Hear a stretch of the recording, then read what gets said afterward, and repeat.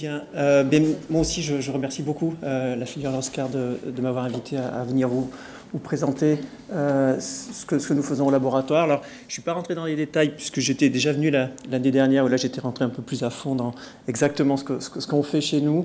Malgré tout, donc, je suis chercheur dans l'unité INSERM 1033 à Lyon. L'unité 1033 est dirigée par Philippe Quézardin et l'intitulé c'est Physiopathologie, diagnostic et traitement des maladies osseuses. Donc c'est un spectre très large. Et moi, dans ce cadre-là, je dirige l'équipe 3 qui se dédie à la compréhension de molécules un peu particulières dans tous ces domaines-là, où on travaille beaucoup avec des protéines ou des hormones. Et là, moi, je m'intéresse plutôt à des lipides, à la fonction de certains lipides, les isophospholipides. Et donc, dans un cadre large des physiopathologies osseuses, je n'ai pas de restrictions très limitées dans les explorations que l'on fait.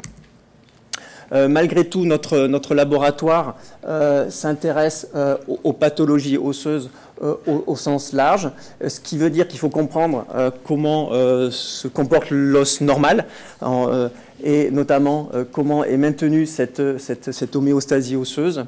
Et dans le cadre des pathologies, historiquement, le laboratoire a une énorme, grande expertise dans le cadre des métastases osseuses. Donc, quand une tumorale arrive à l'os, qu'est-ce qu'elle perturbe et comment ça se passe et comment on peut la maîtriser. Une grande expertise également dans le domaine du vieillissement, avec notamment Roland Champiola qui est ici présent, dans la compréhension des mécanismes qui amènent à l'ostéoporose et comment on peut la prévenir, comment on peut déterminer des facteurs de risque pour prévenir cette pathologie. Et dans le cadre de mon équipe que je développe, on aborde un aspect nouveau au sein de cette équipe qui va être qu'est-ce qui se passe au niveau du développement de l'os et qu'est-ce qui se passe dans cette phase de croissance qui est une phase assez particulière et en fait qui dépend de deux cellules majeures. Bien sûr, l'os, l'hémostasie osseuse est liée à l'activité de nombreuses cellules, mais il y en a deux fondamentales qui sont les ostéoclastes qui dégradent l'os, qui vont amener une perte d'os, et les ostéoblastes qui forment l'os. Alors, il n'y en a pas forcément une méchante et une gentille, mais il faut qu'elles travaillent absolument de concert pour que, dans la phase de croissance, la formation soit prépondérante. Et pourquoi, dans les phases de vieillissement, c'est la phase de résorption qui, elle, est prépondérante.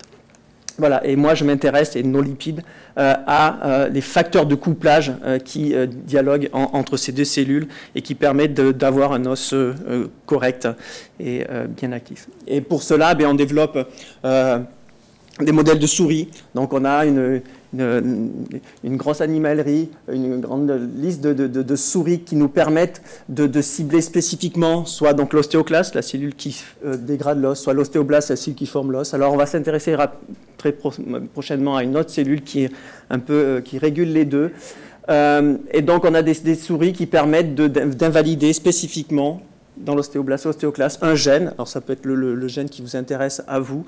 Nous, on en a certains, des récepteurs de protéines ou des enzymes.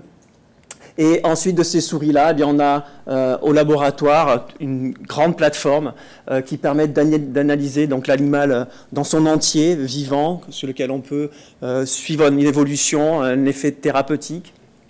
Et bien entendu d'aller plus au fond du tissu osseux par des analyses histologiques avec un équipement assez particulier. L'os est un tissu dur pour faire de l'imagerie, histologie ou là par fluorescence. On peut voir ici, vous avez en orange les ostéoclastes, ici en vert c'est des vaisseaux sanguins, ici en bleu c'est des noyaux de cellules de la moelle osseuse et ici en noir. Donc on peut arriver à avoir une vision de ce qui se passe réellement au tissu osseux et bien entendu on a développé toute une série, une grande expertise sur la manipulation d'ostéoblastes ou d'ostéoclastes humains primaires ou de souris d'ailleurs, ce qui permet de pouvoir faire la relation entre ce qu'on observe chez la souris et comment on peut le transférer ensuite chez l'homme.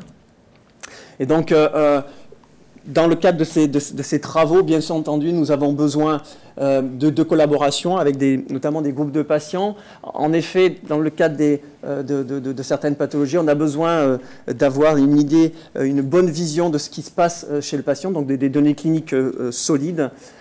Et bien entendu des échantillons de patients, que ce soit des liquides biologiques stockés ou des liquides biologiques frais qui nous permettent, nous, ensuite, de pouvoir les ensemencer, les récupérer et pouvoir les manipuler.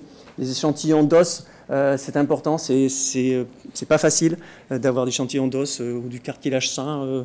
Voilà, quand on est bien portant, on n'a pas envie de donner un morceau, c'est normal.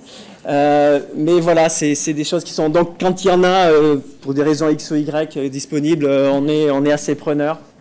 Et bien entendu, nous avons développé des modèles animaux, que ce soit de l'ostéoporose, hyperpara, ou même des modèles inflammatoires. On en dispose au moins 2 ou 3, au moins 3 en ce moment au laboratoire, des métastases osseuses que je n'ai pas indiquées ici. Et donc, bien entendu, nous recherchons des partenaires qui ont des molécules à visée thérapeutique pour pouvoir les tester, et nous avons la capacité de le faire. Voilà, je vous remercie.